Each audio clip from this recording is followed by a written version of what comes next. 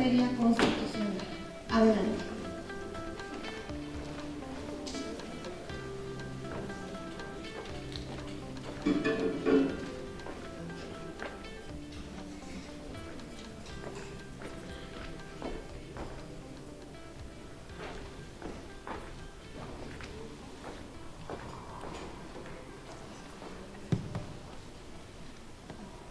Buenas tardes a todas y a todos. Antes que nada, agradezco a la revista Jurídica Nacional Prescriptiva y a su presidenta, la doctora Hugo Emilia Suárez Sánchez, pues no es invitación porque somos de casa, ¿sí? También doy las gracias al doctor Jacobo Domínguez Uribe, un extraordinario jurista, de los referentes en México, que coincidencialmente, igual que un servidor, maneja las dos vertientes, tanto el derecho electoral, incluso con cargos públicos, ahorita se los comentará, y la academia, ¿sí? Tanto el derecho electoral como el derecho penal.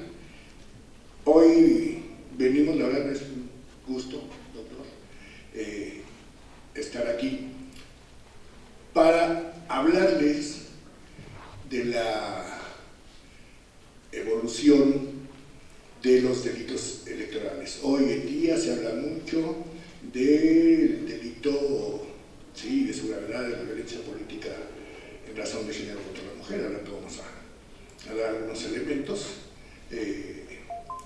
El desvío de recursos públicos, de hecho ustedes lo saben por las noticias, que todavía hay carpetas y líneas de investigación, ¿sí? De altos funcionarios por esta situación. No, la idea no es polemizar, simplemente dar un enfoque netamente académico y contribuir con nuestro granito de arena. Bueno, un servidor, el doctor sí es experto. Ambos tenemos ahora escrita en materia de delitos electorales, y la verdad, si me lo permites, doctor, me gustaría, antes de escuchar la palabra del doctor Domínguez Burini, yo soy un convencido de que para saber quién es una persona o qué es una institución, tenemos que conocer su evolución. Ya de alguna forma lo decía ahorita el doctor Altamirano, que nos precedió.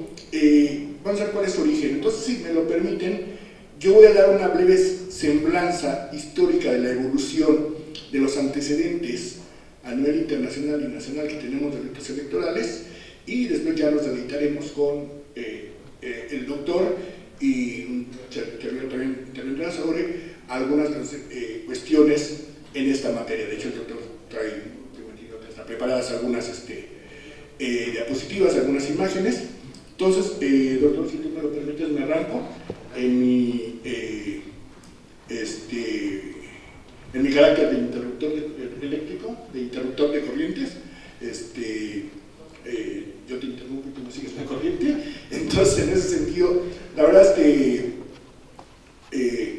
jóvenes abogadas, abogados, la idea es que tengan un panorama dentro de este magno congreso, de una visión, repito, de la evolución de los delitos electorales.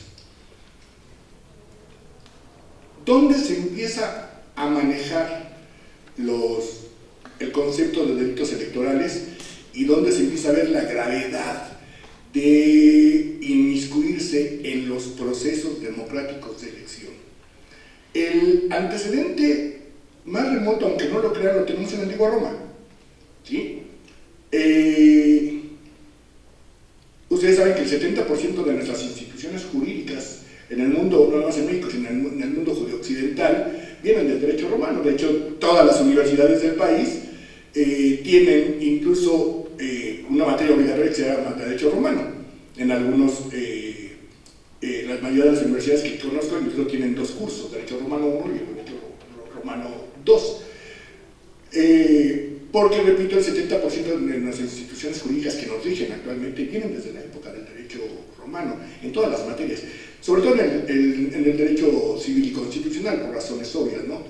El derecho, la Roma antigua, tanto en la época de la República como en la época del Imperio, se destaca por el poder, ¿sí?, de expansión, obviamente mediante la vía militar, pero un gran logro que tuvieron sus entonces cónsules y después emperadores fue el darle juego dentro de toda esa, incluso la peor barbarie que tuvimos, el darle juego al pensamiento filosófico y jurídico.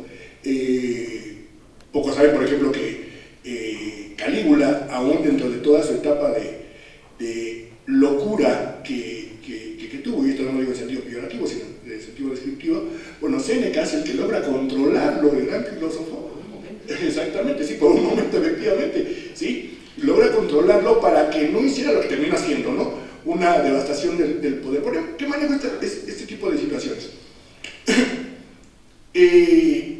Tanto Carrara como Carneluti, dos grandes monstruos del derecho penal, ¿sí?, del siglo XIX, dijeron: los romanos eran gigantes, o fueron gigantes del derecho civil y pigmeos del derecho penal. Y es cierto, porque precisamente se centraban más en la etapa de expansión, la propiedad privada, sobre todo las familias acomodadas y el imperio.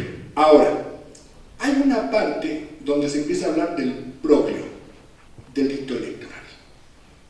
Porque, fíjense, curiosamente, aún en la época de la República, cuando empiezan a sentarse las bases para hacer el consulado, como el poderío militar, no se recuerdan de sus clases de derecho romano, que hubo dos grandes guerreros que dejaban mucho incluso en el pensamiento, Sila y Mario, ¿sí?, que curiosamente en las elecciones, claro, obviamente ya sé que me van a decir, bueno, Juan Manuel, no eran elecciones propiamente, no, eran elecciones indirectas, pero había un voto, sí, voto censitario. Quien tenía capacidad de renta y que perteneciera a las familias Claudia, Patricia, Julia, etcétera, lo que era el Senatus Populorum Romanos, tenía derecho a votar por esta situación para elegir al cónsul, ¿sí?, que Mario es acusado de brogio, de fraude electoral, por primera vez por Sila, ¿sí?, y el Senatus le impone una multa, el Senatus Populorum Romanos, el Senado, le impone una multa a Mario en aquel tiempo de 700 sestercios, ¿sí? No me pidan la combinación porque no sé cuánto equivaldría ahorita un sestercio. Pero, qué curioso, 2 años después, cuando termina el consulado de Mario, Sila es acusado exactamente de lo mismo, llega al cargo de cónsul y es incluso también multado, el con menos, con 500 pesos por comprar. ¿De quién se compraba el voto? Sobre todo de las legiones del ejército. Es el primer gran antecedente que tenemos de los delitos electorales. Viene una etapa de, ustedes ya saben, del Imperio Romano, y aquí hay que destacar una situación. La intervención se habla desde el punto de vista histórico, por favor, no religioso. Pero ustedes saben que se da una persecución en su momento de los cristianos, ¿sí? A raíz de la muerte de Jesús, lo que conocemos, pasaje histórico, viene una persecución de estos emperadores, sobre todo por más de 2 siglos, y Constantino, el gran Constantino, tiene una visión de Estado que, ojo, al rato les voy a dar un dato sobre Plutarco y las calles, con una visión estadista, y Constantino tiene una gran visión y se da cuenta que ya no puede perseguir a miles de cristianos, no por convicción, sino que ya son cientos de miles, y dice: esto me va a crear un problema al imperio, y asume la religión cristiana como religión de Estado. Y es cuando nace el catolicismo. Estoy hablando desde el punto de vista histórico, ojo.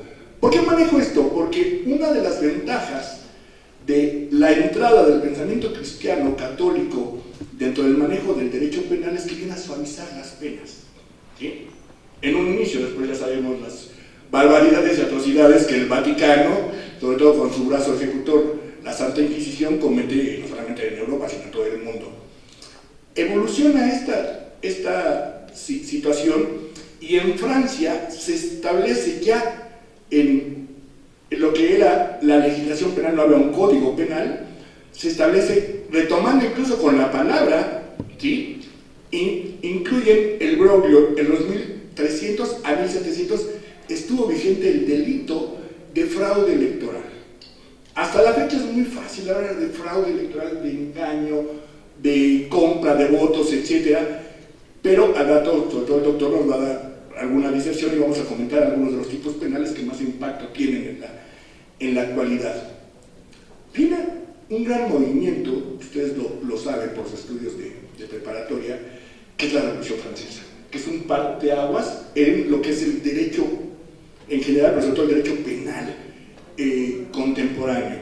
Con estos autores de la época del iluminismo que ya empezaban a hablar sobre las bondades de suavizar, de humanizar la pena, surge un gran pensador que es César de Beccaria, marqués de Bonesana, que es el primero que estructura, ¿sí?, de manera sistemática para evitar esos abusos que se dieron en la etapa feudal, en la etapa del absolutismo religioso, del absolutismo del rey, para hablar, y es el primero que empieza a hablar, retomados del derecho penal, el famoso nullum crimen sine lege, no puede haber delito sin ley, nullum crimen sine pena, no puede haber delito sin pena, y nulla pena sine proceso, no puede haber pena sin el proceso, para tratar de evitar este tipo de situaciones, de abusos del dictador en turno.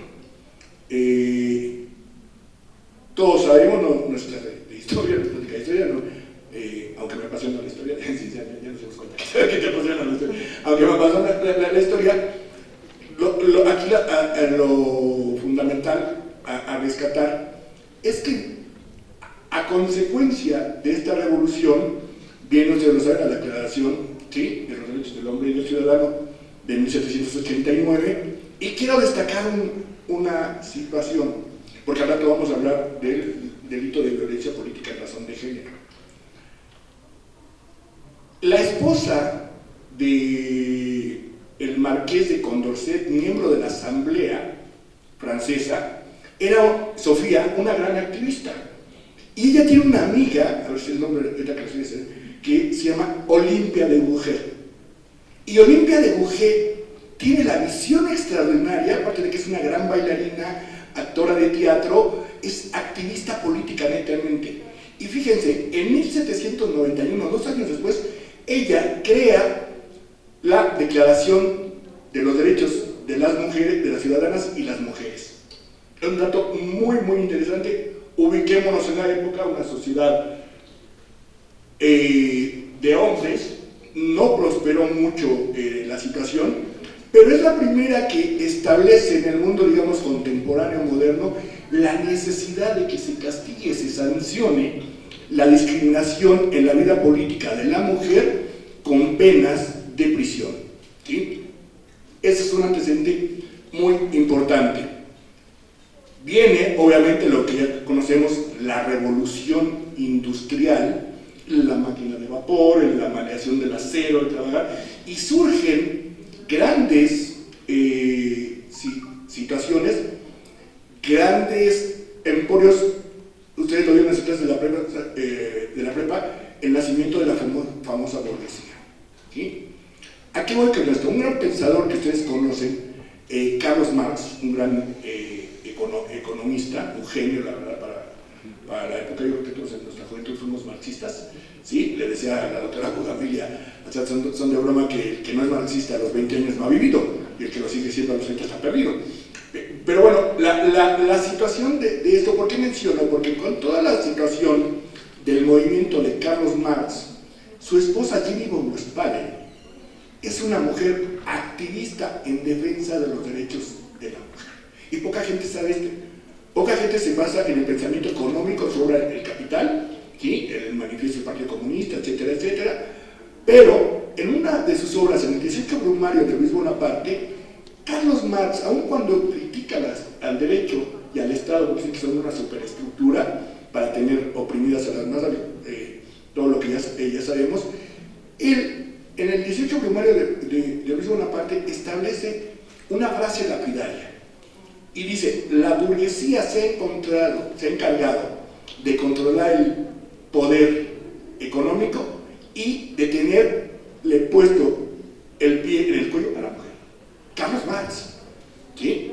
Y su esposa, repito, una gran activista, pasaron muchas situaciones, ya decía la vida, y que le murieron 3 hijos, y que lo rescata y Federico Engels, toda esa situación, pero bueno, lo que quiero rescatar es este tipo de situaciones, y empieza a surgir realmente, sobre todo a mitad del siglo XIX, partiendo del antecedente, sobre todo en Inglaterra, cuando empieza a ser el concepto de Estado, cuando los verdaderos países, ¿sí?, eran estamentos, ¿sí?, y empieza a hablarse de una democracia naciente. Dando un pequeño salto a América, un pequeño salto de 200 años, en la América, ¿sí?, curiosamente, contrario a lo que mucha gente piensa, en las culturas prehispánicas, sobre todo en la azteca, que era la dominante, había incipiente de elecciones.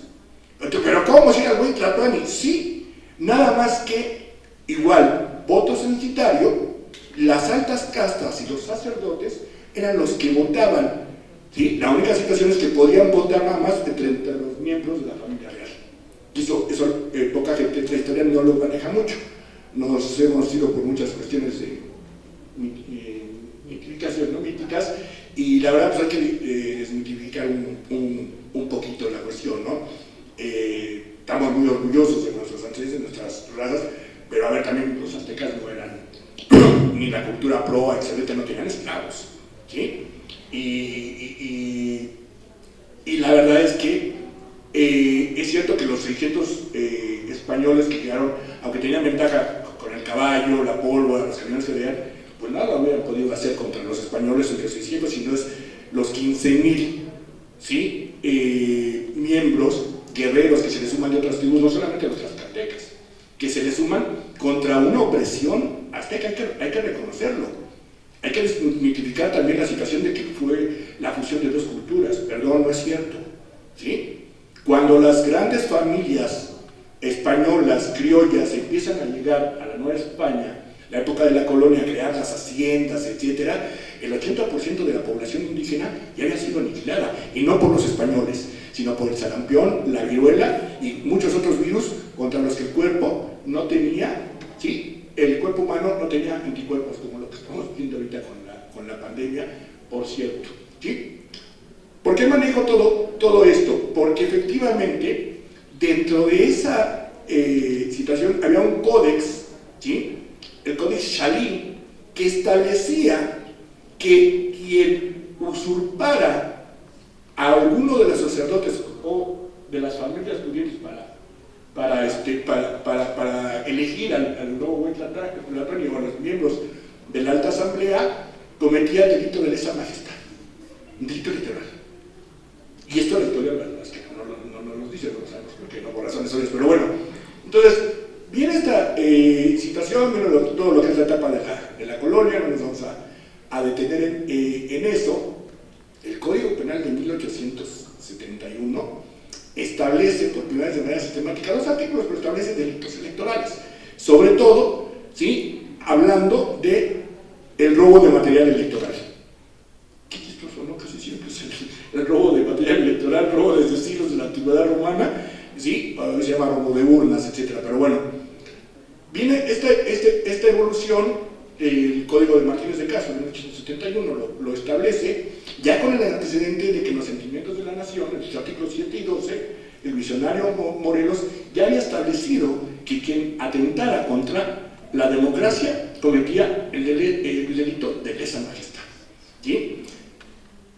Viene esta situación, el código llamado José Almaraz, presidente de la Comisión Redactora de 1929, de Efímera Vida, de 99 a 31, también incluye delitos electorales. El Código Penal de 1931 establece un capítulo de delitos electorales. Un gran movimiento, para mí, salvo lo que diga el doctor, un parteaguas de nuestra vida democrática, son las elecciones de 1977. Si ustedes recuerdan con la famosa creación de la LOPE, la Ley Federal de Organizaciones y Procedimientos Electorales de la época, ¿sí?, que nace como una necesidad del reclamo social, porque ustedes saben, aunque están muy jóvenes, y ahí está documentado, el entonces candidato José López Portillo fue el último candidato único que hubo.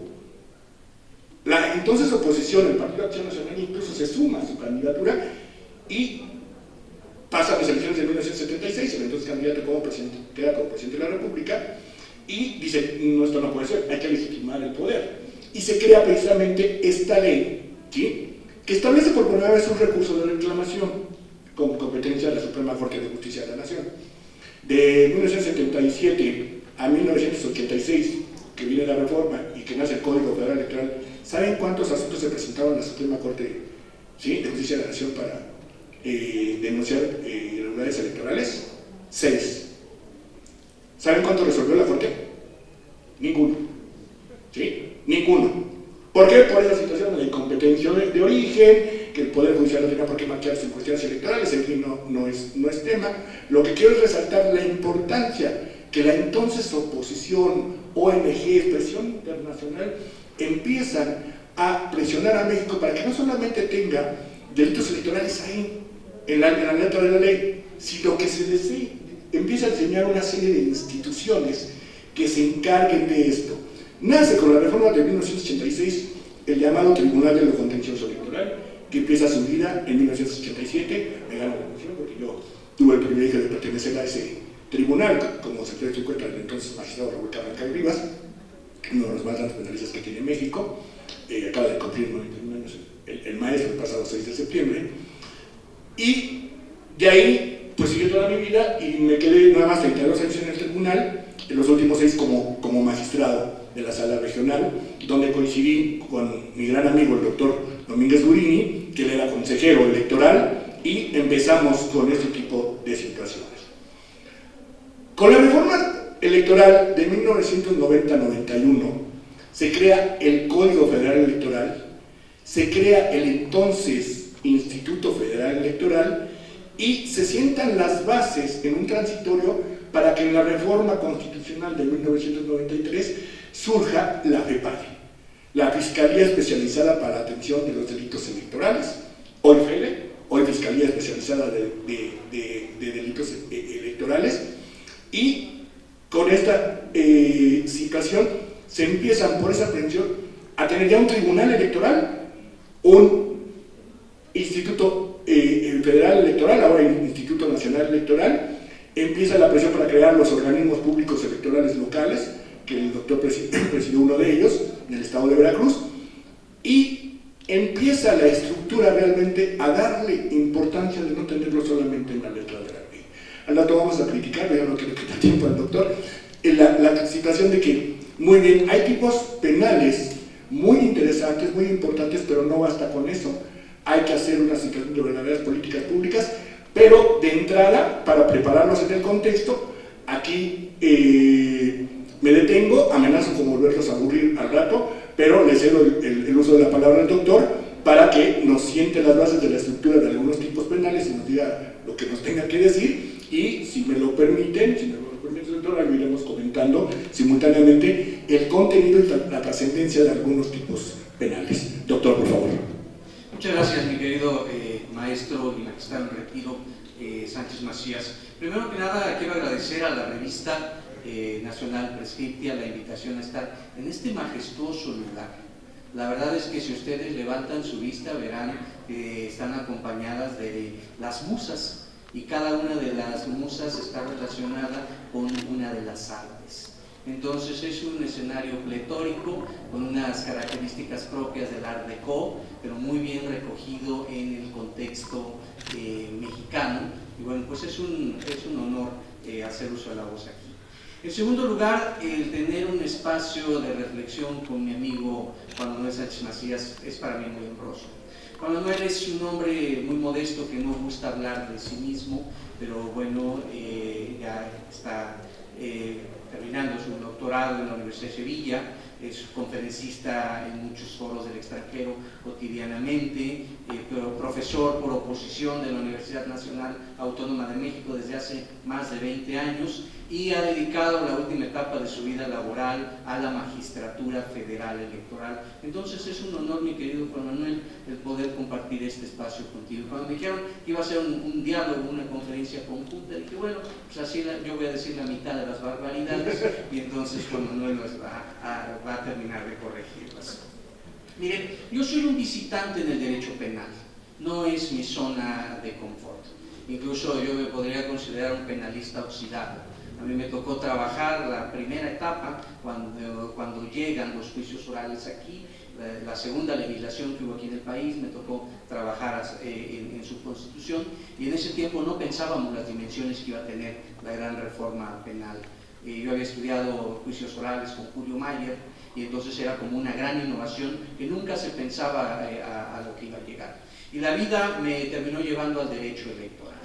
Y el derecho electoral es una rama completamente distinta del derecho, porque es un derecho que a su vez tiene una raíz ambivalente, es decir, por momentos se recarga en la ciencia política y por momentos se recarga en el derecho normativo. El autor más citado en textos, en sentencias del Poder Judicial de la Federación no es un abogado, es un politólogo, Dieter Noble. Entonces es muy interesante cómo hay que recurrir a alguien que nos describe las cosas como son para poder darles un cauce normativo. Entonces en muchas ocasiones nos vamos a parar para abordar temas electorales del lado de la ciencia política y en otros momentos nos vamos a parar del lado del derecho. Eso nos va a generar pues una sensación de que no estamos ni de un lado ni de otro y que a veces hay una duda si entre el derecho electoral regula lo que debe ser o regula lo que es. ¿Sí? Y esto no es una reflexión baladí porque la materia del derecho electoral es el poder. Y el poder no es fácil de limitarse, el poder tiende a expandirse, el poder no acepta reglas, el poder impone reglas. Entonces el planteamiento del derecho electoral comúnmente es controlar esos ejercicios de la toma del poder, del acceso al poder. De hecho, traigo por ahí una pequeña presentación, si la podemos ver en la pantalla, sería muy bueno. De hecho, muchos de nuestros términos de la política vienen de los términos de la guerra. Es decir, en el siglo XIX, un general prusiano, Klaus von Clausewitz, decía que la política es la continuación de la guerra por otros medios. Entonces es cierto. ¿Perdón? No, las había mandado a la doctora Bugambilia Azu. Para que puedan ustedes viendo las ilustraciones. Y entonces Clausewitz dice, a ver, la política sigue las mismas reglas de la guerra y entonces es la continuación de la guerra, pero por otros medios. Y entonces ustedes van a ver que muchos de los términos de la política se refieren a los términos de la guerra. ¿Sí? ¿Cuál es el lugar donde se reúnen el candidato con sus asesores a diseñar las estrategias? El cuarto de guerra. ¿Sí? ¿Y cómo se llama el proceso en el cual se desarrollan el conjunto de actividades para convencer al electorado? La campaña. Y la campaña viene del francés champagne, que significa campiña, que es el lugar físico donde se llevan a cabo las operaciones bélicas. Es decir, es el descampado, donde no puede haber bajas civiles y se enfrentan dos ejércitos. Entonces hay muchos elementos que vienen de la guerra. Como diría un siglo después, un famoso autor norteamericano, Charles Bukowski, en la guerra y en el amor todo se vale, solamente que en la guerra hay que morir de pie y en el amor hay que retirarse con dignidad. Entonces con esa idea también la podemos llevar a la política y hay muchos elementos que vienen de la guerra y precisamente el derecho lo que va a intentar es regular, limitar esos aspectos de la guerra. El tema de los delitos electorales está muy arraigado en el modelo mexicano. En mi opinión, los delitos electorales llegaron desde antes de que existiera México. En 1812 hay unas elecciones en México, son las primeras de que se tienen en cuenta, para elegir a los diputados constituyentes de las Cortes de Cádiz. Entonces, diferentes parroquias, que eran los distritos electorales de aquella época, postulan candidatos. Y cuando uno lee las crónicas de la época, básicamente a Carlos María de Bustamante, este cronista cuenta cómo fue la elección.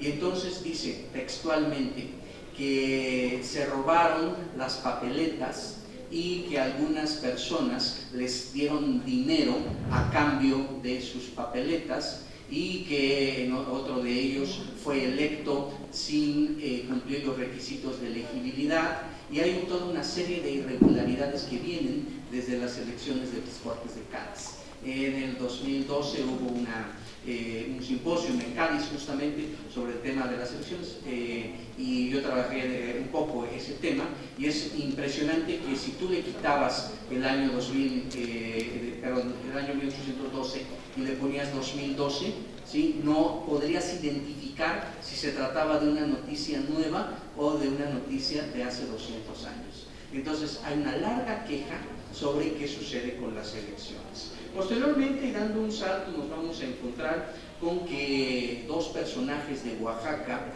generan mecanismos electorales. Porfirio Díaz los materializa, pero a quien se le ocurre es a Benito Juárez, y entonces él decide que va a secularizar la parte relacionada con el registro civil, porque, damas y caballeros, ese era el padrón electoral. Es decir, alrededor de las parroquias era que se levantaban las fes de bautizo, y entonces sabíamos a qué electores correspondían determinadas cosas. Un autor norteamericano, de la Universidad de Texas, escribe un texto interesante que se llama, la traducción es algo así como Juárez y Díaz y la maquinaria electoral, y describe esos procedimientos de distribución y de manejo de las listas, que eran las listas parroquiales, y que, mi querido Juan Manuel, no me dejarás mentir, pues son como el abuelito del padrón electoral, ¿no? Entonces ya empezamos a ver que hay ciertos elementos que van perfilándose. Doctor, y perdón que te interrumpa, poca gente sabe que el lema sufragio efectivo, no reelección, que José María Pino Suárez enarbola contra Porfirio Díaz, 20 años antes, el entonces coronel Porfirio Díaz ya lo había enarbolado contra el presidente Juárez. Correcto. Perdón la interrupción. No, por favor, al contrario, hagámoslo así, vamos comentando los temas juntos. Entonces, el planteamiento es ese, que el tema del fraude es histórico. En pantalla les va a aparecer un personaje que quizá a algunos de ustedes les sea familiar, el nombre quizá no del todo, Nicolás Zúñiga y Miranda. Nicolás Zúñiga y Miranda es un personaje que se presentaba a las elecciones cada vez que se presentaba el general Díaz. ¿Te acuerdas qué pasaba con él? No, por favor, no. Nicolás Zúñiga y Miranda, lo que sucede es que se presentaba, perdía las elecciones, y entonces se llamaba a sí mismo el presidente legítimo. ¿Okay? Entonces, esto 100 años antes de que esto volviera a ocurrir en algunos años muy cercanos a nosotros. Entonces, como pueden ver, el tema de las elecciones siempre ha sido un tema cuestionado. Siempre ha sido un tema tabú, un tema que ha despertado diversos planteamientos. Quien enfoca el término fraude electoral no es un jurista, ni es un politólogo, es un candidato presidencial, José Vasconcelos. Y José Vasconcelos acuña el tema fraude electoral porque justamente él siente que le han robado la presidencia. Es decir, que él ganó la elección y que el sistema le ha robado la presidencia, y hay distintos libros que versan sobre eso. Y finalmente, el parteaguas en el siglo pasado es la elección presidencial de 1988, donde hay un cúmulo de irregularidades, entre ellas algunas cosas que son prácticamente históricas, como casillas donde la oposición no tenía un voto, ¿sí? Las famosas casillas Zapato, de las que ahorita hablaremos, y que va a generar toda una idea de que el derecho penal debe entrar a regular los procesos electorales. Es decir, que hay que traer una rama nueva, una materia nueva justamente para regular eso, y se empieza a discutir, se empieza a comentar, y es finalmente ya después de este fenómeno del 88 que se empieza a hablar de un capítulo en el Código Penal para los delitos electorales, primero de manera muy incipiente, después ya es un capítulo completo para castigar, para reprochar a través del derecho penal los posibles intromisiones en los procesos electorales. Si te parece bien, mi querido Juan Manuel, vamos comentando algunos de los tipos penales y vamos a ir platicándolo en su conjunto. ¿Sí? Yo lo que hice fue un listado, damas y caballeros, pero no con los tipos penales, sino con los nombres que comúnmente reciben. Entonces yo voy a dar el nombre de él y voy a platicar un poco en qué consiste esa práctica, y escucharemos también la opinión de Juan Manuel. Por ejemplo, el primero de ellos es el acarreo. ¿Okay? El acarreo consiste en que va a llevarse a los electores a sufragar.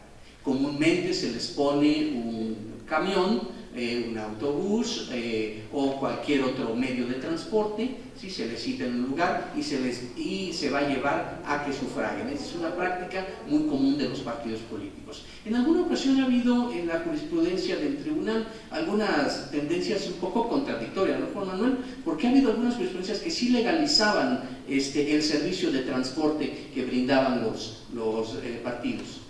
Sí, y a ver, hay que ver una cuestión, la situación histórica de la que hablábamos, donde en determinado momento, por las erosiones, la geografía electoral de nuestro país, y sobre todo ubiquémonos hace algunos años y todavía en algunos municipios alejados un poco de la carretera, del lugar donde se ubica, por ejemplo, la casilla, etcétera. Yo creo que es hasta necesario el apoyo de llegar a esa gente. El problema es que se abusó y se convirtió en acarreo de llevar a 40, 50 personas, incluso un tipo penal de relación por que está diciendo el doctor, se sanciona como delito.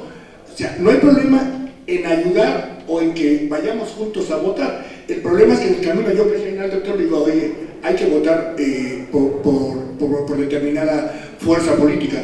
Ahorita que comenta el doctor eso, fíjense que me viene a la mente una cuestión anecdótica brevemente, para no quitarle tiempo al doctor.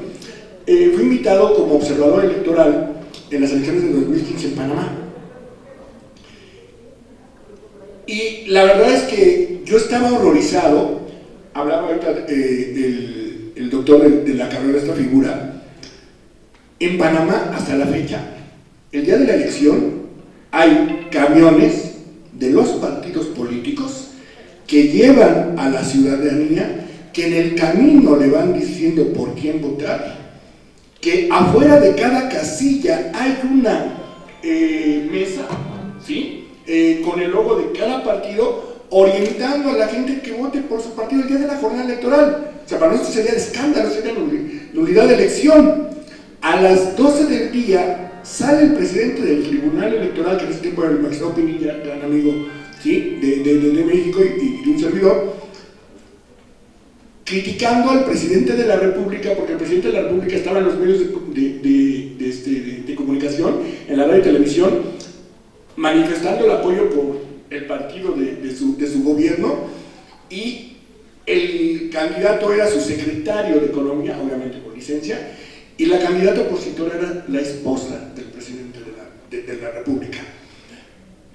Después de este tipo de situaciones, ya para concluir, al término, lo que nosotros llamamos escrutinio y cómputo, para hacer el cómputo final, sale el presidente de la República denostando al presidente del tribunal, porque el presidente del tribunal salió a dar resultados preliminares, pero como verídicos, y en la junta receptora, ¿sí? Lo que para nosotros es el Consejo General del Instituto Federal Electoral, el Consejo General de ahora un organismo público local electoral, diciendo quién había ganado la elección. Y me acuerdo que un servidor le preguntó, oiga, perdón, pero yo no no veo, nos enseñaron los resultados, digo, perdón, yo no veo que casen los números, que cuadren. Digo, no hay problema, ¿sí? Son 17,000 votos, los quitamos. Y casi, ¿qué? Y un magistrado, no voy a decir el nombre por respeto, decía, bueno, oye, si les sobran los quitan y qué, si les faltan los ponen. O sea, pero ¿saben qué?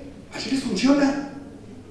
No hubo una sola impugnación, y tienen un tribunal electoral muy bonito, por cierto, de gran prestigio, que es autónomo, y bueno, así les funciona en relación precisamente con lo que decía el doctor, con esta figura del acarreo de votantes. Perdón, doctor. No, al contrario, muchas gracias. Sí, el tema electoral está muy impregnado de la cultura política de cada lugar. Entonces nosotros podemos ver que hay muchas cosas que a nosotros nos sonarían extrañas y que en otro lugar son comunes. Por ejemplo, en alguna ocasión me tocaba ver una elección en Perú y al terminar de contar los votos, la gente hace rollo los papeles y los quema. Y entonces yo le decía a esa persona, es que eso en mi país serían como 25 años de cárcel. Sin embargo, para ellos es lo más natural y dicen, preferimos que se quemen a que anden las boletas en manos de diferentes personas. Entonces, mucho de lo electoral, tiene razón Juan Manuel, pasa por la cultura política. ¿Qué tipo de cultura política tenemos? Y entonces, ¿qué características va a tener nuestra votación? Un segundo elemento es lo que se conoce como la alquimia electoral. La alquimia electoral van a ser aquellas consideraciones mediante las cuales se van a alterar los resultados. Le llamamos alquimia porque ese es el planteamiento, por ejemplo, mágico que tenían los brujos cuando de repente de la nada aparecen votos en favor de un candidato, o se voltean, de repente van ganando un candidato y se ve que se voltea y pareciera una situación mágica, la alquimia electoral. No sé si quisieras comentar algo de eso, Juan Manuel. Adelante. Otro muy común es lo que conocemos como la caída del sistema. La caída del sistema es justamente la alteración tecnológica que se hace de los resultados electorales. Esto es, a través de mecanismos computarizados se realizan alteraciones del sistema, de los sistemas electrónicos para cambiar los resultados. Se llama caída del sistema porque nos recuerda históricamente un pasaje de la elección de 1988 donde se apagó el programa de resultados preliminares y cuando se volvió a prender ya iba ganando otro candidato por una larga fila de votos. Y a eso, cuando le cuestionaba al secretario de Gobernación, hoy un importante funcionario público de la Cuarta Transformación, dijo, bueno, lo que pasa es que se cayó el sistema eléctrico, entonces el sistema se cayó. La caída del sistema es otra de las prácticas que son consideradas prácticas perniciosas en el tema electoral. Y que aquí, doctor, qué bueno que lo citas y que lo dices en su justa dimensión, porque sigue habiendo incluso críticos y que lo escriben incluso todavía en la actualidad y que hablan de la famosa caída del sistema. Y lo que pasa es que es lo que dijo el doctor. Lo que se cayó fue el sistema eléctrico, se fue la luz, coincidentemente, ¿sí? Porque todavía hay gente que lo confunde y cree que es que se cayó el sistema, que refiere a una situación computacional, y no es cierto, no se podía caer lo que no existía, no había computadoras, y mucha gente sigue creyendo eso. Vean, algunos autores lo manejan, es que la famosa caída del sistema, no, perdón, el entonces secretario de Gobernación habló de caída del sistema, pero precisamente a lo que se refiere es que de frente, por arte de magia, se fue la luz y cuando regresó la luz ya había otro candidato que, por cierto, a mí me tocó ver dos casos, no sé si tú como consejero, cuando yo fui magistrado, tuve dos casos, uno en Oaxaca y uno en Chiapas, donde precisamente, no voy a decir los municipios, aunque es pública la sentencia, pero no voy a decir los municipios por razones, donde sucedió exactamente lo mismo. Se fue la luz en el conteo de la luz y cuando regresa la luz resulta que ya iba ganando otro candidato, obviamente por unidad de elección, pero bueno, sí, adelante, doctor. Es muy interesante eso porque parecieran temas viejos, sin embargo siguen estando vigentes. Otro que tenemos documentado es lo que se conoce como el carrusel.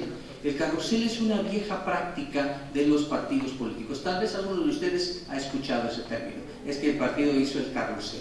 Bueno, se trata de que alguien sustrae ilícitamente una boleta y esa la lleva al lugar donde efectivamente se hace el carrusel. La boleta es marcada por el partido político y entonces lo que se le pide a cada uno de las personas, a cambio de un incentivo económico, es que ellos vayan y depositen la boleta ya marcada y entonces entreguen la boleta nueva. ¿Y por qué se llama carrusel? Porque si ustedes lo piensan con detenimiento, pues hacen las veces como de un carrusel, dar la vuelta, es una misma boleta que da vueltas. A ustedes les tocó como magistrados, Juan Manuel, anular varias elecciones que tenían ese tipo de anomalías, ¿no? Así es. Y no solamente eso, sino incluso con boletas apócrifas, doctor. Todavía más grave la situación. Sí, con boletas falsificadas. Otro es las famosas casillas itinerantes. Se llaman itinerantes porque se ponen fuera de su sección electoral y entonces ahí andan buscando los electores y bueno, aquí no te toca, etcétera. Entonces tienes que andar buscando dónde te toca votar y ese tipo de irregularidades pues afectan porque el elector ya está familiarizado con el lugar donde va a ir a votar y es una manera tramposa de confundirlo. En algunas ocasiones ha producido de alguna manera nulidades de la elección. Tenemos otro segmento que le llamamos casillas madrugadoras. Las casillas madrugadoras son aquellas donde rápidamente llegan los militantes de un partido político, se apropian primero de la casilla. ¿Por qué de la casilla? Porque los funcionarios, si no han llegado, son sustituidos por los primeros electores de la fila. Entonces, cuando llegan los de los partidos, se apoderan de la casilla. Y después sucede que si llega un grupo muy numeroso, se apropia también de todo el material electoral. Por ejemplo, las casillas especiales, que son para que voten visitantes, comúnmente se agotan las boletas y entonces quienes se quedan con eso, con los partidos madrugadores que llegan antes que las demás personas. Casilla zapato, esa explícala tú, Juan Manuel. Fíjense que curiosamente una casilla zapato es imposible. Es donde un partido arrasa y el partido contendiente o los partidos contendientes no tienen un solo voto. Y ustedes van a decir, oye, Juan Manuel, no puede ser imposible. Matemáticamente es posible. No, es imposible que ni siquiera el candidato haya votado por sí mismo, ya no digamos su familia, sus primos, etcétera. El candidato obviamente tiene que votar en esa casilla que le corresponda, la verdad, y ¿saben qué es lo triste? Como decía el doctor, que sigue habiendo.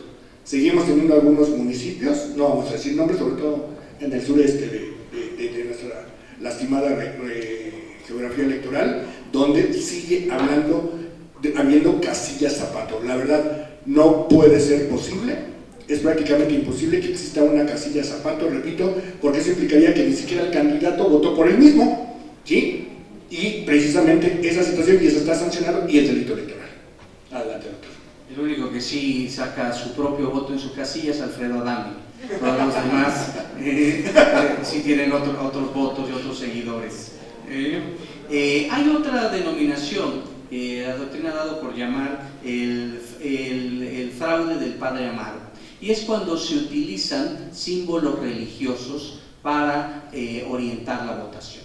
Hay candidatos, por ejemplo, que utilizan referencias al cristianismo o a la religión predominante en la zona y es una manera de coaccionar, o bien dicen que los del otro partido son maléficos, etc. Y utilizan el lenguaje religioso para confundir a las personas. Ese es todo un planteamiento que en las zonas indígenas tiene mucha fuerza, ¿verdad, Juan Manuel? Sí, el famoso caso de Yurecuaro, ¿no? Que es muy común en el argot constitucional electoral.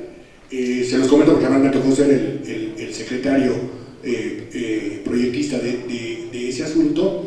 Un candidato en Yurecuaro, en el municipio de Yurecuaro, Michoacán, arrasó y ganó las elecciones por un gran margen, cuando la tendencia electoral 10 días antes le era desfavorable. Él estaba como no en la segunda, ni siquiera en la segunda, estaba en la tercera posición.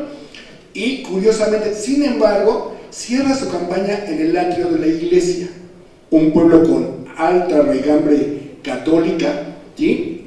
Y hace su caravana en una especie de trenecito, así como los que conocen la Ciudad de México de Chapultepec o en el puerto de Veracruz, de esos autobuses turísticos. Hace su caravana y lleva de un lado la imagen de la Virgen de Guadalupe y la otra de San Judas Tadeo, Y arrasó, obviamente. No quiero polemizar, aunque fue un asunto pasado, pero por ahí hubo una problemática en el Tribunal Estatal, pero la Sala Regional en su momento, que fue la Sala Toluca y luego en Sala Superior, que llevó el asunto a nosotros, confirmamos la nulidad de la elección, precisamente por esa situación que dice el doctor, por hacer alusiones a símbolos religiosos. Ojo, si me permites, doctor, un delito, y por favor, estoy hablando académicamente, no estoy manejando desde el punto de vista religioso ni atacando a nadie. Curiosamente, el único tipo penal que nunca en toda su historia ha tenido una pena privativa como pena privativa de libertad es la injerencia del clero en la definición del voto. Incluso el actual tipo penal establece, si ustedes revisan el artículo 7 de la Ley General en materia de delitos electorales, dice, no viene en el 7, viene en el 9, si mal no recuerdo, y establece que cuando un miembro del culto religioso de manera objetiva, ¿sí?, oriente sobre el sentido del voto o a la abstención del mismo, se le impondrá la multa tal. Es el único tipo penal que no tiene pena de prisión, ¿sí? Y me hago cargo que la Iglesia sigue siendo un factor real de poder, que México es un país con alto índice de seguidores católicos, pero repito, esta situación, y además me trae a la situación de que tiene que ser de manera objetiva, o sea, no insinuada. Yo les pregunto una cosa, a mí me tocó conocer, que hasta la fecha somos grandes amigos con las dos familias, tenemos un amigo que es sacerdote católico, y es nuestro gran amigo. Y en alguna ocasión coincidimos en una misa, en una elección, no les digo más porque lo van a identificar y tampoco se trata de eso, nos decía, oigan, por cierto, hoy es domingo, ya de elecciones, vayan a votar ya saliendo de misa, aprovechen que es temprano, para que no les vaya a agarrar la lluvia después. Yo no los voy a influir, yo nomás les digo una cosa, ojo, el cielo es azul, ¿sí? Y el infierno es rojo. Entonces, ustedes saben por qué votar, pero ojo, el cielo es azul y nos irá bien a todos si vamos al cielo. Nos irá mal si vamos al infierno, el infierno es rojo. Decías, bueno, espérame. Digo porque tuvimos después una polémica, oye, qué bárbaro. Digo, la ley dice que objetivamente no estoy cometiendo ningún delito, perdón. Yo creo que no hay interpretación, entonces un experto en interpretación constitucional, doctor. Yo creo que no hay interpretación si se colga el tipo penal, pero bueno, esa es otra situación, ese es nada más un punto de vista. Pero la ley tiene ese candado de que de manera objetiva. Sí, ese tema es como un tema de frontera, de barrera de grises. Por ejemplo, hay una sentencia muy polémica donde un gobernante de un determinado partido político todo lo pintaba de rojo. Y entonces era el color, digamos, de su partido político. Y la Sala Superior resuelve, en una sentencia muy polémica, que el rojo no le pertenece a ningún partido político. Y entonces, a partir de esa sentencia, lo que empezó a suceder es que los alcaldes empezaron a pintar su municipio de un determinado color. Y entonces, pues aquí en Tlaxcala no sucede, porque todos son muy civilizados, pero en otros estados, por ejemplo, nada más bastaba con llegar al ayuntamiento, ¿sí?, y al municipio para saber que ahí ya gobernaba otro partido, porque incluso hasta los taxis tenían el color que era distintivo de ese ayuntamiento. Ese es un tema interesante. Otro planteamiento es lo que se conoce como el infomercial, que es cuando tú vas a comprar tiempo de radio y televisión, lo cual está prohibido, vas a anunciar otra cosa y entonces vas a usar ese tiempo para influir, para incidir, etc. Esta clasificación viene en un libro que publicamos hace algunos años, una coedición entre la Universidad de Granada y una universidad de aquí de México, y pareciera una tipología vieja, pero cuando uno ve lo que sucedió, por ejemplo, en un estado del norte, que había una multa, ahora ya no era un infomercial, ahora un tema de los TikToks y de esas nuevas tecnologías, y había una multa millonaria, pues ves que hay esa posibilidad de tener publicidad disfrazada. Entonces ves que la tipología, lo único que pasa es que se va adaptando a los nuevos medios, pero sigue siendo exactamente lo mismo. No sé si quieres comentar algo. No, adelante. Sí. De igual manera tenemos la famosa operación tamal. El tamal consiste en que se va a una persona sustrae el material electoral, ¿sí? Se va a llevar a otro espacio en donde lo van a marcar, y al momento que lo regresan, en vez de meter una, meten dos. Por eso se llama tamal, porque van acumulados. Como ustedes saben, la urna tiene una ranura que no permite más que pase una sola boleta. Entonces ellos lo aprietan de tal manera que pueda eventualmente pasar.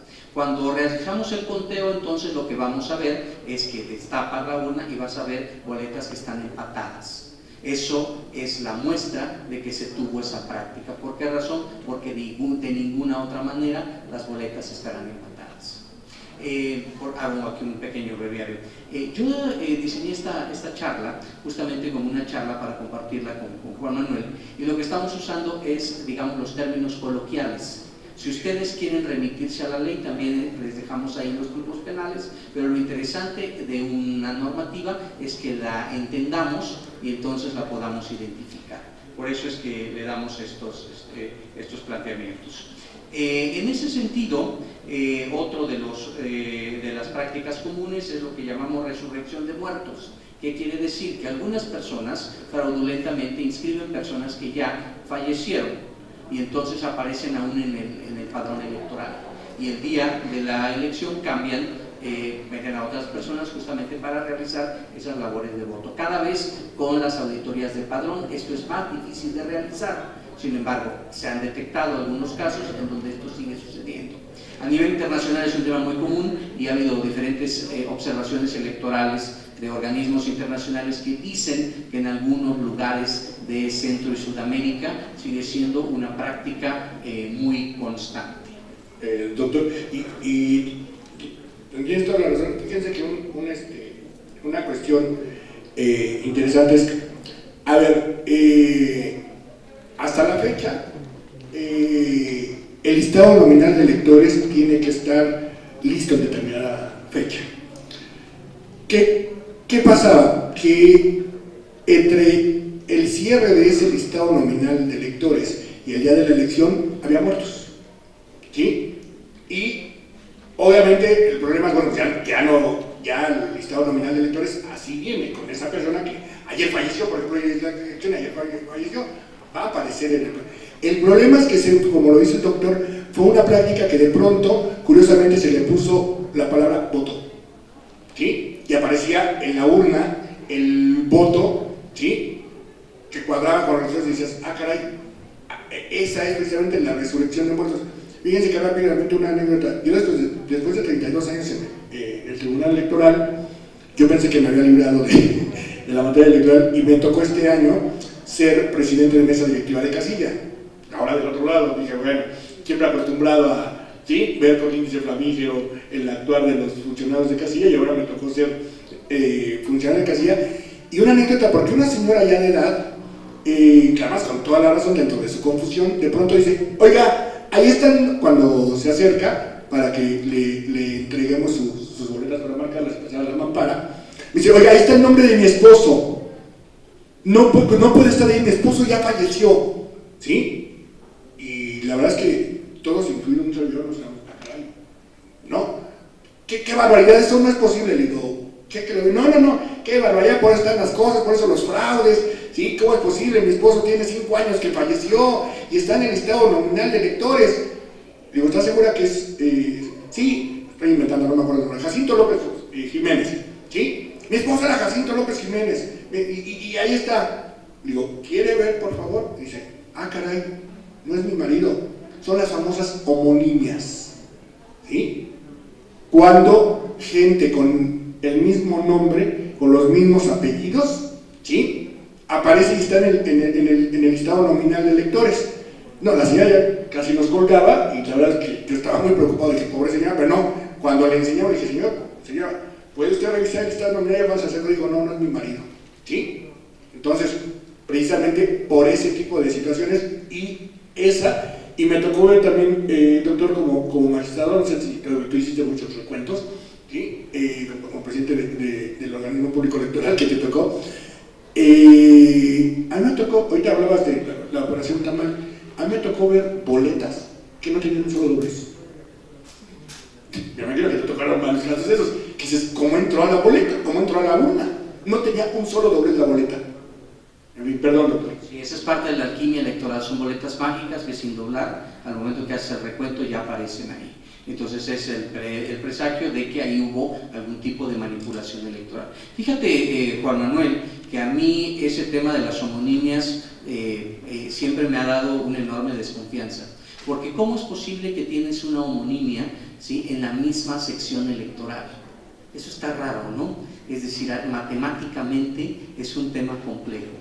Para eso la autoridad electoral, el ahora Instituto Nacional Electoral, yo fui consejero cuando todavía era Instituto Federal Electoral, o sea, hace ya algún tiempo, se hacían auditorías de padrón, y entonces cuando tú veías algún tipo de homonimia o alguna situación de esa naturaleza, le pedíamos al registro que se hicieran visitas para contrastar que efectivamente la persona existía y que no se trataba de alguna treta para matricular en el padrón electoral a quien no tenía esa condición. Era un tema pues que a mí siempre me llamaba poderosamente la atención, porque bajo la tónica de lo electoral, piensa mal y acertarás. Entonces en muchas ocasiones hay que tener un cuidado extremo en ese sentido.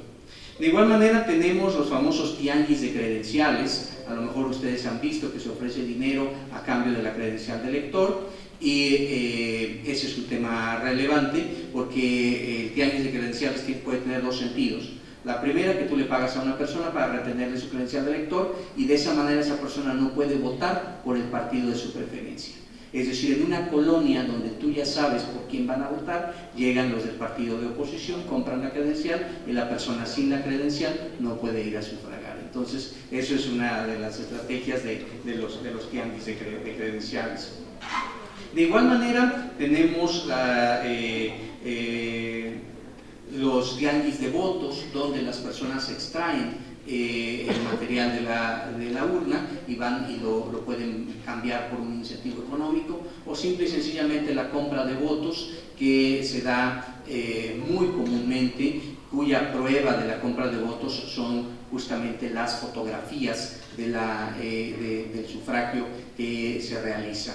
Entonces hay un número importante de planteamientos que se hacen de esa manera. De igual manera, la famosa tinta deleble, ¿sí? Algunos partidos políticos y candidatos mañosamente han cambiado la tinta indeleble, que es la tinta que no se borra, por una tinta que sí se borra. Entonces las personas pueden volver a sufragar justamente basado en esta deficiencia. Aquí aprovecho para hacer un comentario que me parece interesante. La tinta indeleble no es una tinta, ¿sí? La tinta indeleble es un ácido que te va a quemar la parte superior de la dermis. Entonces el tiempo que tarda en borrarse es el tiempo que tarda la dermis en regenerar las células. Eso es una cosa muy interesante, porque en algún espacio internacional yo hablé de la tinta indeleble, y entonces se acercó una persona alemana y me dijo, bueno, entonces ustedes le queman con ácido el dedo a los electores en México. Entonces yo le dije, sí, efectivamente, eso es lo que sucede. Dice, bueno, entonces por ejercer un derecho político te queman el dedo con ácido.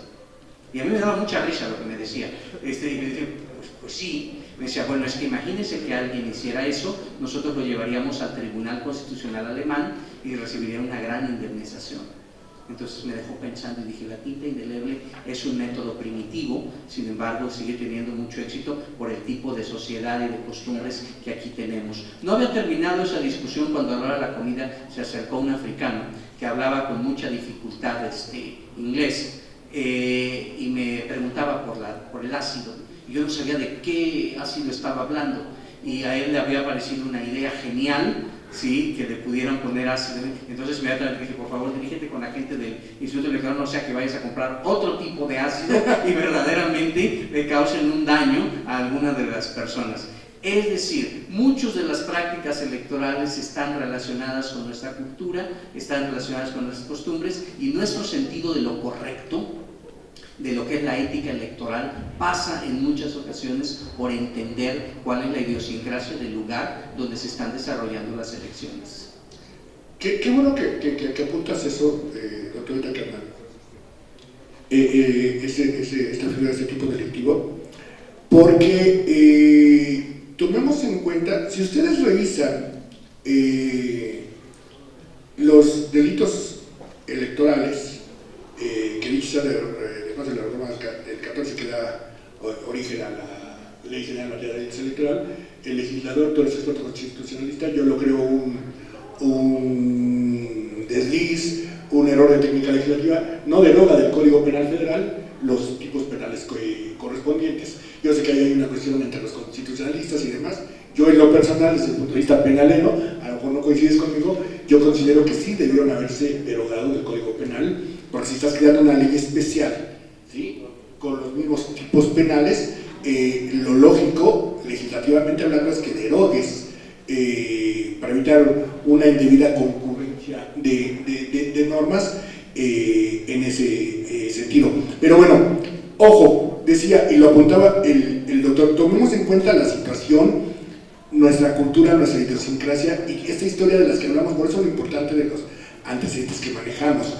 Tomemos en cuenta que nos han criticado mucho, ya lo decía el doctor, este crítico alemán que se le acercó y que le dijo que era una barbarie prácticamente lo que estábamos haciendo, pero nos han criticado mucho, sobre todo en el extranjero, no sé, en Europa, de que tenemos tipos penales que para ellos, o sea, a ellos les parecen monstruosos, pero consideremos precisamente lo que dice el doctor, nuestra idiosincrasia, el que venimos de un sistema, no nada más, no hablo de 70 millones del priato, ¿no?, que se perdieron el poder con ese tipo de conductas desde antes, ya vimos en los antecedentes que se han dado ese tipo de situaciones, y América Latina, que ha pasado por estados dictatoriales, que todavía seguimos viviendo algunas dictaduras en ese sentido, que le ha pegado fuerte la crisis económica al sector latinoamericano, que económica y políticamente no podemos, aunque queramos compararnos con Estados Unidos, con Alemania. Cuando digo políticamente no me refiero a política interna, porque ahí sí mis respetos están dando sus principios y los defendemos. No, sino a esa política internacional de quienes dominan el mundo, que seamos sinceros, son los países desarrollados. México como país en desarrollo, como la mayoría de los países de Latinoamérica, este tipo de prácticas desgraciadamente son todavía muy dables. Ahorita el doctor nos va a hablar del robo de urnas y que se sigue dando, que eso sí sigue más que vigente. Perdón, doctor, adelante. No, completamente, robo de urnas, por supuesto, es el apoderamiento justamente del material electoral, pero completo.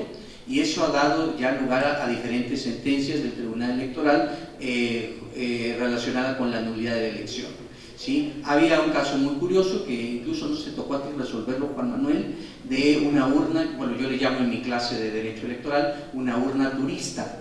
Y decían, ¿por qué? Bueno, porque en un municipio al norte de Veracruz, ¿sí?, entra un grupo armado, se lleva la urna, ¿sí?, y como eso de las 4 de la tarde la devuelve. Ajá. Y entonces decían los militantes de un determinado partido político, pues contémosla, ¿no? O sea, ya está aquí la urna, se ve que está cerrada y todo, pues vamos a contarla. Entonces, bueno, imagínense nada más, esa urna pasó 3-4 horas fuera, ¿sí? Seguramente que ya no podemos tener la lealtad de lo que venía contenido en esa urna, y creo que a ustedes les tocó anular esa elección, ¿no? Sí, incluso la tuvimos en el caso Cosquihue, ¿sí?, en el municipio, y efectivamente decían, bueno, y ojo, es interpretación, porque hay que decirlo, digo, son distintas integraciones. Las anteriores 3 magistradas no habían, en los dos elecciones, no habían anulado la elección. En ese municipio, como decía el doctor, 3 urnas, y una desapareció por horas, o de pronto, oye, ya es el 20%, declaremos la nulidad de la elección. Tuvimos un caso donde sí fue evidente y dijimos nulidad de elección, pero tuvimos otro caso a los 3 años que dijimos, no, espérate, ¿sabes qué? Esto ya se convirtió en una constante. El partido que iba perdiendo se llevaba la urna, ¿sí?, y dijimos, ¿sabes qué? No la voy a contar, lo que decía el doctor. Oye, pero está cerrada, mira. No, perdón, y además la elección es válida. Oye, pero ese 20% anula. No, sí, no solamente no la cuento, sino que la elección es válida porque ya lo habían tomado. Ustedes saben que en materia electoral, para que se dé la nulidad de una elección con que las irregularidades se den en el 20% de las casillas instaladas, sea a nivel municipal, distrital, estatal, etcétera, procede la nulidad de la elección. Bajo ese tipo de circunstancias tampoco. Otra cosa fue en las elecciones del 2015, no sé si recuerdes, la famosa CENTE, la sección 22 en Oaxaca, que quiso boicotear las elecciones, no sé si se acuerdan ustedes, aunque están muy jóvenes, anunció públicamente que iba a boicotear, lo hizo, y hubo muchos casos donde quemaron urnas, se las robaron, no en el 20%, en el 32%, en el 29%, y primero el INE y luego nosotros en el tribunal dijimos, no se anula la elección, ¿sí? Se van a contar los votos válidos. Ay, pero es una irregularidad, porque ojo, desgraciadamente es algo que sucede, el partido o el candidato, no es el partido, hay candidatos, sobre todo en algunas partes del país, que son verdaderos caciques, que si van perdiendo la elección, pues armamos el argüende, el relajo, el robo de urnas, etcétera, para que se anule la elección si la voy perdiendo. Perdón. No, tienes toda la razón.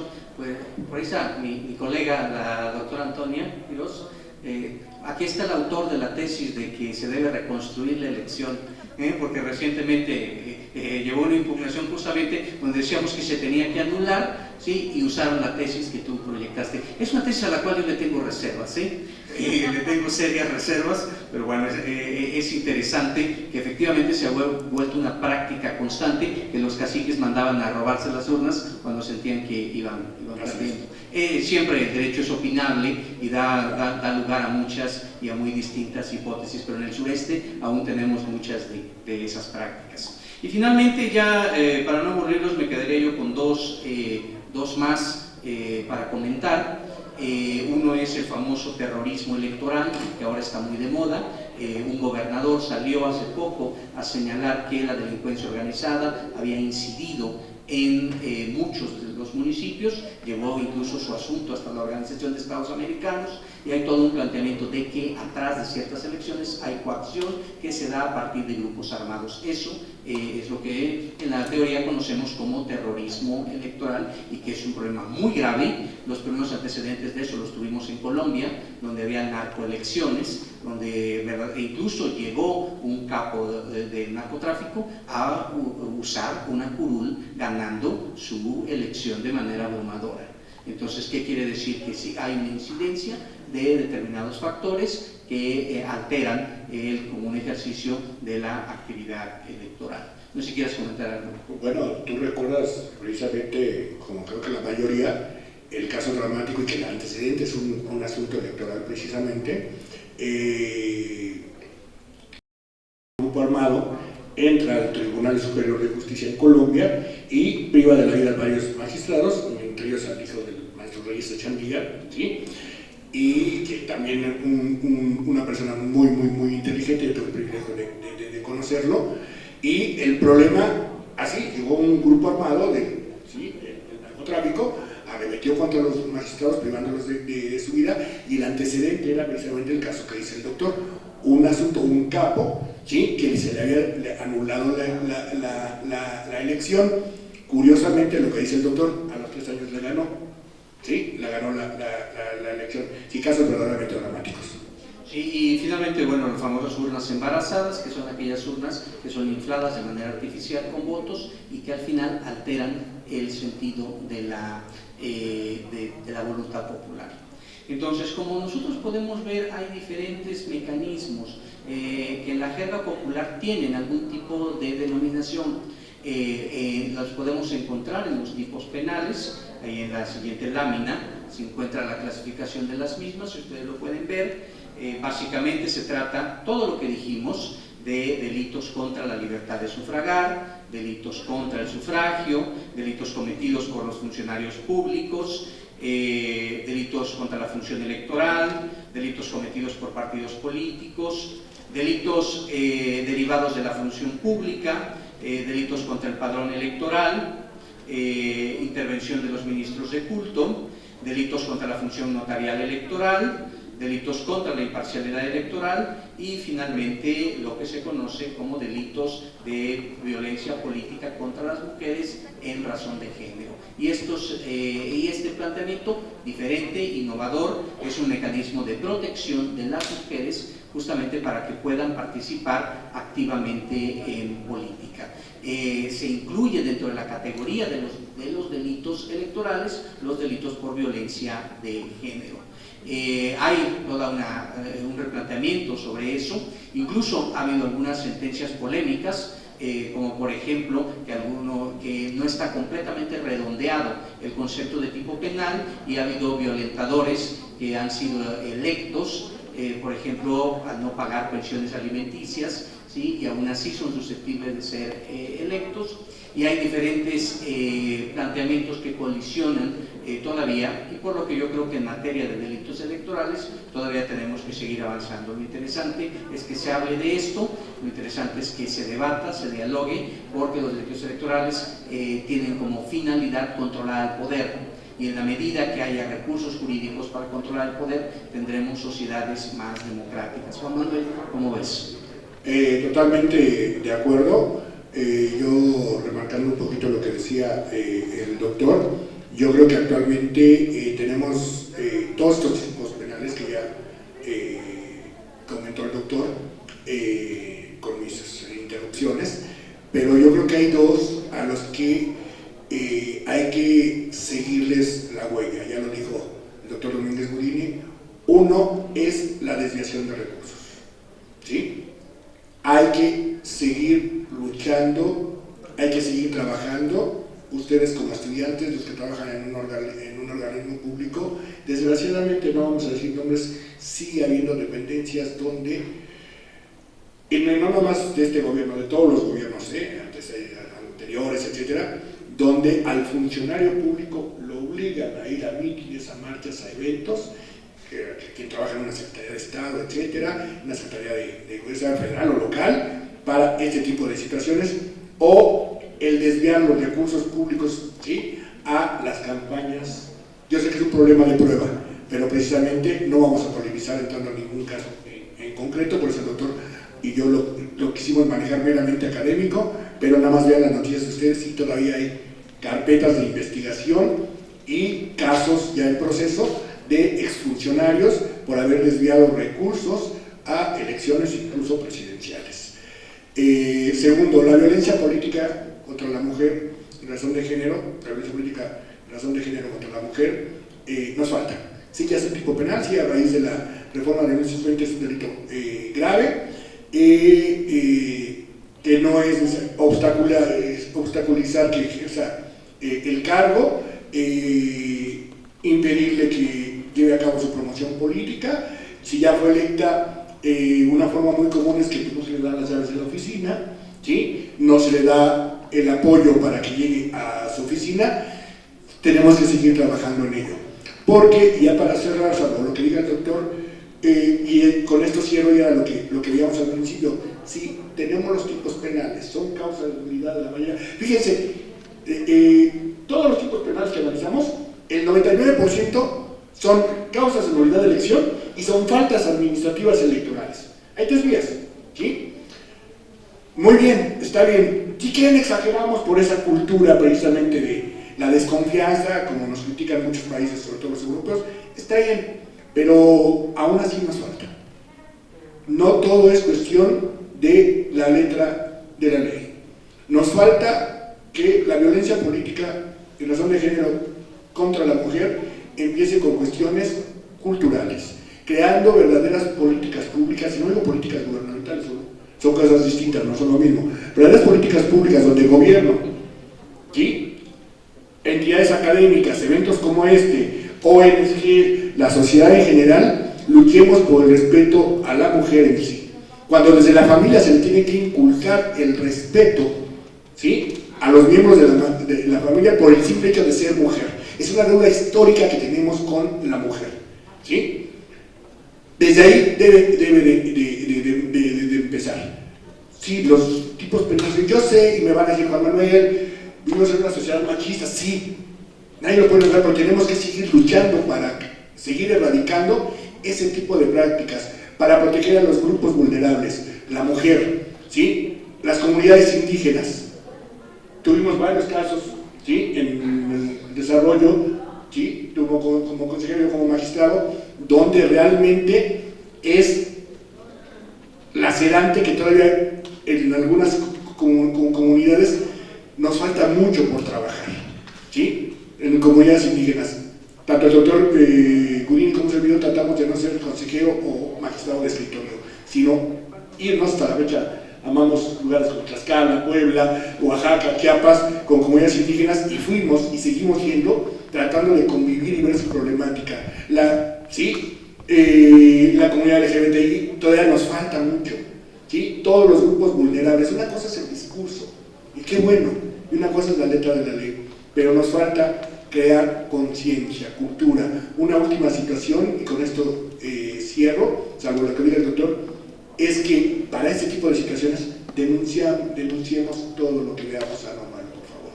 En la escuela, si alguien está violentando a una compañera, denunciémoslo.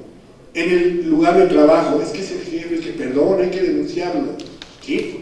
Nos falta una cultura, no hay en México una cultura de la denuncia, doctor. Sigue imperando, no es mi problema, mientras no se meta conmigo, lo clásico, mientras no se meta con mi familia, a mí, no, tenemos que acabar con eso. Debemos de crear una verdadera conciencia y una verdadera cultura del respeto a los grupos vulnerables y una cultura de la denuncia. Tenemos mucho que avanzar. Yo salvo lo que diga el doctor, con esto cierro y muchas gracias por su atención. Al contrario, muchísimas gracias por su paciencia para no hacer violencia del auditorio, por exceso de tiempo. Muchas gracias.